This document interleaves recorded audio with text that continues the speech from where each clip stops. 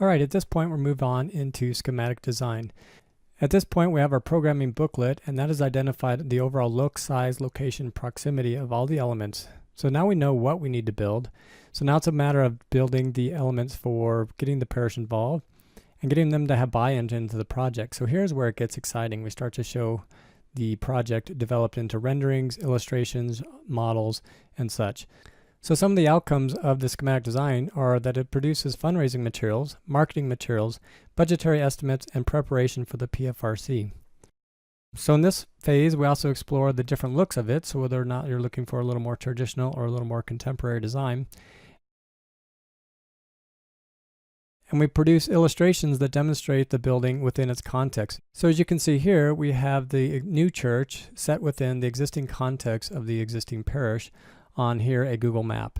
So it kind of gives an idea of what the overall project looks like and how to get people inspired and how to get them to have buy-in into the project.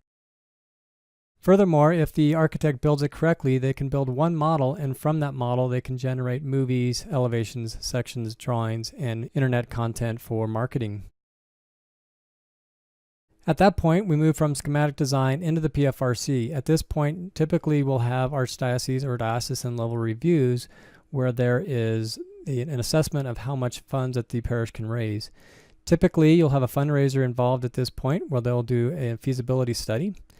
And a good general rule for understanding how much a parish can afford without borrowing money is to use the 2.5 to 3 times the multiplier of the yearly offertory.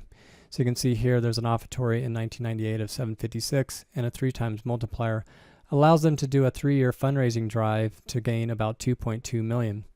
At that point, you'll have to include cost for any services that the Archdiocese reviews, such as construction management. Those can be added. Cost of a professional fundraiser, so you can see there's a placeholder for that. The cash on hand for the project, any money that the parish has on hand. And then at that point, you understand what the net amount is without borrowing.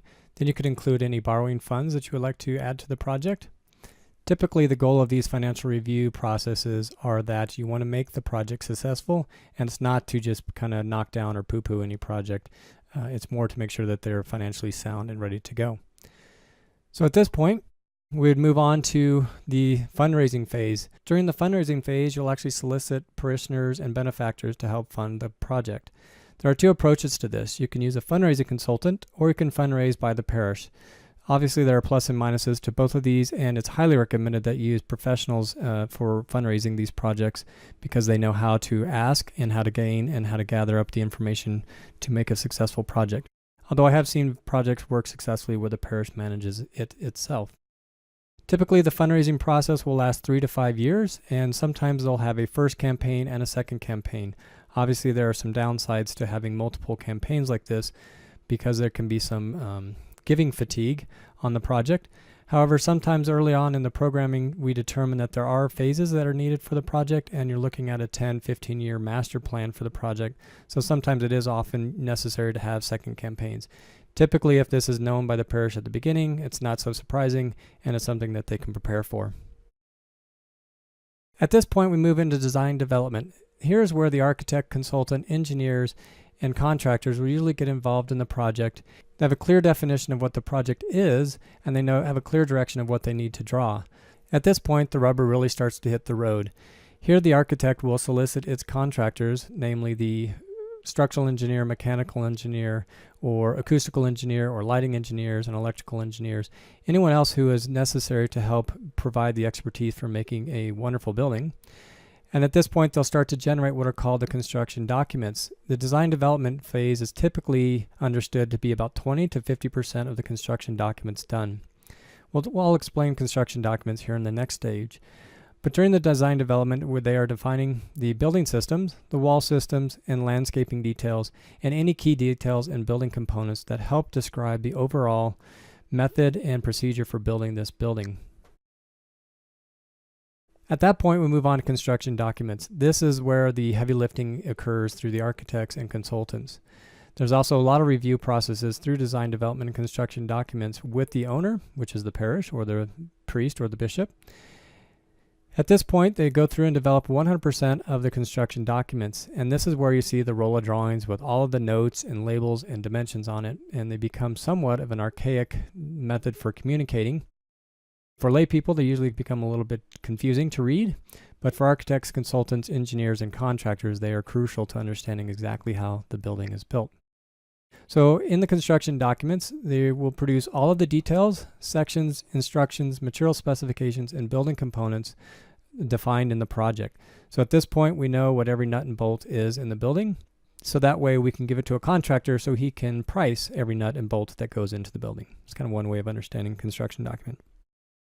There's also what's called a specifications book or a project manual that comes along with the drawings. This is a large text document that explains every single section in the construction process, going from like masonry to finishes to electrical to equipment, defining exactly what components and elements we want to have in the building. This document is something produced by the architect along with his consultants. At this point, after many man hours, you have defined the project scope, the project drawings, and you've also defined the project book, the specifications book. These are the documents that you'll typically send out to a general contractor for them to bid on and to try to win the project. So as we move on, the contractor has taken the drawings, and over several months they've been able to contact their subcontractors and price out any of the elements that they have. At this point, they'll also go through all the drawings and specifications and put a line item or a price tag on each of those elements. So the typical process is these construction documents are sent out to the general contractors. The general contractor will then prepare their estimates and solicit bids from their subcontractors. So they will have a whole list of people underneath them that will contract directly with them and provide necessary services that the general contractor typically doesn't provide. At that point, the general contractor will submit a bid or an agreement that they will do the project as drawn and specified for the specific terms and compensation. So this is a pretty exciting point where we bring all of the bids in. So typically you would recommend to have at least 3 from 3 different general contractors so that you have a competitive process here. Each one of those are opened at a meeting, and we'll go through the contracts and determine which contractor we would like to use for this project. At that point, when we solicit or choose a contractor, we'll be going through a negotiation process where we determine the terms of the contract and any other changes or adjustments or addendums that will be added or removed from the project. At this point, we get into contract administration. So here the architect helps the owner helps the owner to pick a general contractor, and an agreement is made. This becomes the contract for the project. It is finally at this point that we know exactly what the cost of the project will be at the beginning of the project. So at this point, the drawings and the book become our agreement, and we'll sign off with the general contractor, and at that point we begin into construction administration. Here, the architect will serve as an agent for the owner. This is where the building is actually being built. So the architect will make certain that the building is being built according to the design and specifications of the drawings and the project manual. In this process, you know that there are changes, and changes can usually become a sore spot. But you have to understand in every project that changes are inevitable. Sometimes when they start to break ground or dig through the earth, they will discover something that was unseen. The goal is to minimize these changes as much as possible, and this all starts with a good foundation, accurate drawings, and proper project management.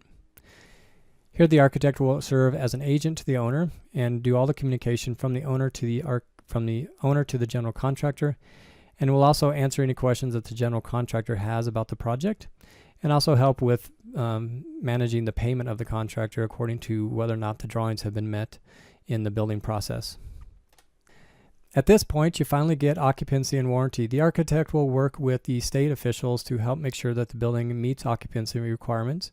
And at that point, you can move in and start to enjoy the facilities that you've built or the church.